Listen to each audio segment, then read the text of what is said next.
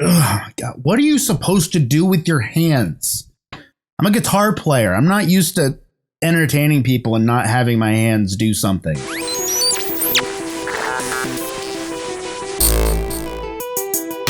Good afternoon, everybody. retroSetJoe here. I wanted to make this video for a while, kind of outlining my thoughts on the upcoming Final Fantasy VII Remake. As many of you know, Final Fantasy VII is my favorite game of all time. I've been playing it since it came out back in, 1997. And I've probably played it upwards of 20 times. As I was reminded, as I was playing the other day, I was playing Randomizer and was asked, how many times have I played it? The answer is almost 20. That being said, I have a few things I kind of want to go over, places I think they're going to take the game, things they're going to do a little differently and keep the same. First of all, because it's kind of the hot topic, we're gonna touch on this first. I believe the Honeybee Inn portion and the wall market is going to be 100% mandatory. I think there's going to be less emphasis on getting the things you need for the cross-dressing scene from other places, and more emphasis on that particular location. And the new character that it appears is in there, maybe I don't know if he's like the head of it or something like that. He looks to be the one that gussies Cloud up for the occasion. So I think that's going to be mandatory, and I think that section's going to definitely have a lot of emphasis. In today's day and age, they're going to want to lean into that. Second thing, the narrative of the game. In the original game, they use the word terrorist a lot to describe Avalanche.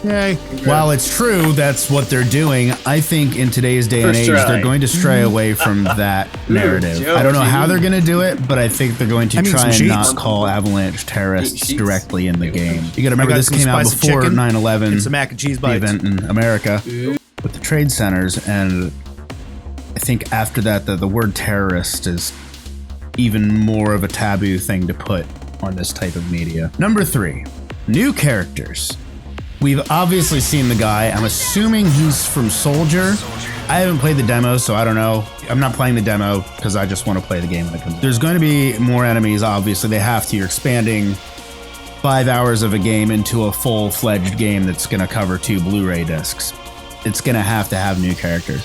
I don't think there's going to be any new protagonists. I think they're going to leave the original squad intact, and that's all right. I'm okay with that. I wouldn't want to see them add like a new playable character or anything like that. I think that would be tasteless to the original story. Fourth thing for me, Jenova. We've seen that there's a fight with Jenova coming up, and I think they're going to make the connection much earlier in the story that Sephiroth that you see running around Midgar isn't Sephiroth and that it's actually Jenova. I think that's going to be a necessary part of the story so people aren't confused as to what's going on so early in the game. I know it's not something that they explained very well in the original game, how Sephiroth is in the northern crater the whole time, and the Sephiroth you see running around is actually Jenova in Sephiroth's form, because Jenova was able to show itself in any form it wanted, which is why Jenova was able to overcome the Cetra and do damage to the Ancients. The last thing I'm touching on today is where the game ends. I know they've kind of spoken that it's going to be a Midgar game. It's going to start at Mako Reactor 1 and end after the Shinra building situation. I think what's going to happen is, if the rollerball thing's your final boss, that's whatever. I don't see that happening. I think they'll put another boss fight in. But once you leave Midgar, they're not going to give you any access to the world map. But what I think they're going to do is have a cinematic sequence of you all leaving Midgar, going to Calm, going to the hotel room, and end the game where Cloud is telling his story. Make that be the end of the game. Have him giving you this information. People who are new to the story are going to be like, whoa, this is cool, this is crazy, this is a thing that happens. I think that's going to be where the game ends. Bonus!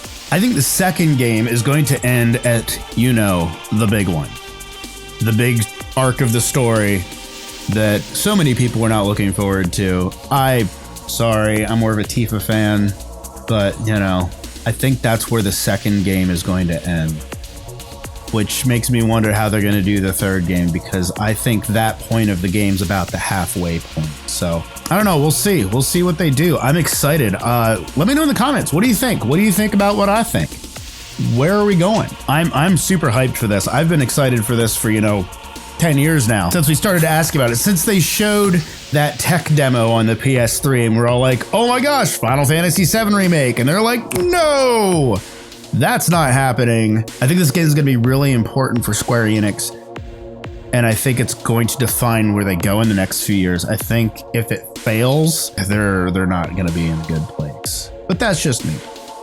What do I know? So, those are my thoughts. Those are where I think they're going to go with the game. And I left this pretty open-ended. I don't have too much into the new things they're adding, because I've kind of tried to keep, I'll watch a trailer once and then it's like, okay, I'm not going to sit here and analyze this. I want the game to be fresh and new when I get a hold of it. I'm like this with games and I'm like this with movies. I don't like watching trailers for things, but that's just me. So yeah, let me know what you think. I'll talk to you guys next time. Bye-bye.